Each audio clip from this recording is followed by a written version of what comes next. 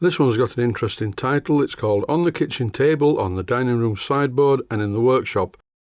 And despite the title, this is quite an interesting video. A package arrived in the post this morning, and here it is on the kitchen table from a company called CMD Engineering. And to open it, I'm going to use a medieval war hammer. This is one I've had for a while, and it's not very well made, and I've never tried to open a package with it.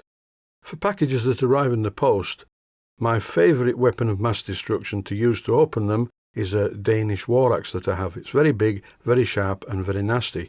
So as this medieval war hammer is a good bit lighter and smaller, I thought I'd use it.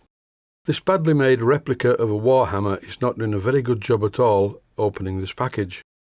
To say it's got armour-piercing points on the front and on one side, and it's a very nasty thing really, but nowhere near as nasty as my Danish war axe. And obviously it's an extremely dangerous weapon. It's very sharp, and it's a bit too big for this package, so I thought I'd try this one.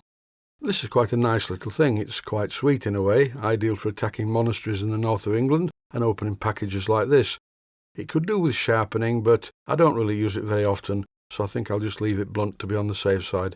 But it's making short work of this package. I think it's sharp enough for this. When I was carrying the war hammer and the axe into the kitchen, it reminded me of a game that I play very often called Skyrim. And just for any gamers watching, I've got version 5, The Elder Scrolls, and I really love this game. I play it a lot, a little bit too much really. I think I might be losing my mind. And for a brief moment, when I walked into the kitchen with the war hammer and the battle axe sticking out in front of me, I thought, is this real or am I playing Skyrim? Oh dear, the voices are starting again. So anyway, on with the video. What have we got here? It's a rolling road. And these look really good. They're from a company called CMD Engineering. The website is called miniature-trains.co.uk, and as you can see it clearly says CMD on the actual metal, which is steel, and I much prefer steel to aluminium for this application. I quite like the CMD logo being laser cut in the middle, but I wish that they were laser cut 4 mounting holes and I could have bolted them to a base plate, but never mind, I can drill these easily enough.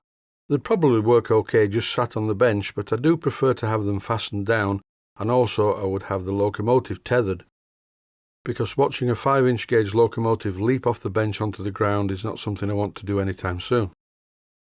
The top 2 CMD rolling roads in this picture are 7¼ inch gauge, and these are for my 040 tank engine, but the 3 5-inch gauge ones that I bought are for this. This is a Class 14XX Great Western Railway tank engine, very similar to the tank engine that was featured in the very old film Titfield Thunderbolt. This engine was recently sent all the way from China to Philip Blackgate's Engineering to have some live steam injectors fitted because the manufacturer in China was having difficulty getting them to work.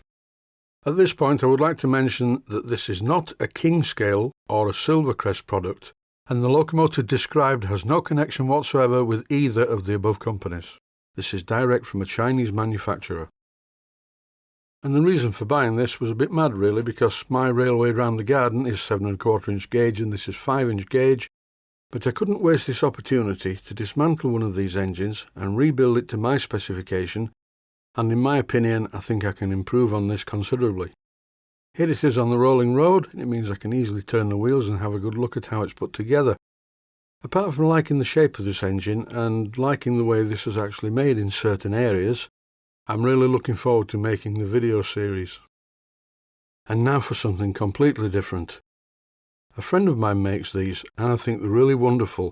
When I first saw this, I bought it off him immediately. He's going to make them commercially. They're not very expensive, and for me, these are the ultimate in workshop lamps. As soon as my friend gets his website up and running, I will do a feature on these because he does a whole range of them. But for the moment, this is just a sneak preview. I would like to take this opportunity to apologise for the wine stains on the kitchen table. I live with my daughter Charlotte and her partner because sadly, my wife is no more. She moved into a flat. It was either that or the acid bath. These wine stains were left over from the other week when it was Charlotte's 30th birthday. And it occurs to me that both Charlotte and her partner and their friends seem to have a drink problem because they spill most of it on the kitchen table. Showing the lamp in its true application, the application that I need it for, as you can see it's fully adjustable. I can make it point down to illuminate what I'm currently working on, and because the light is not a daylight balance light like the lights above, I should get a more natural video. I'm preempting one of the videos I'm just about to make. This is removing the clamps from the baseboard that are made for the Bassett Loke steam plant.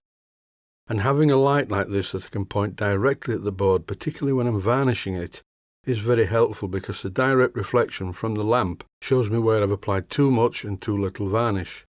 It's a really good thing. I will sing the praises of these for a long time to come. By the way, the title of this video was nothing whatsoever to do with a girlfriend that I used to have.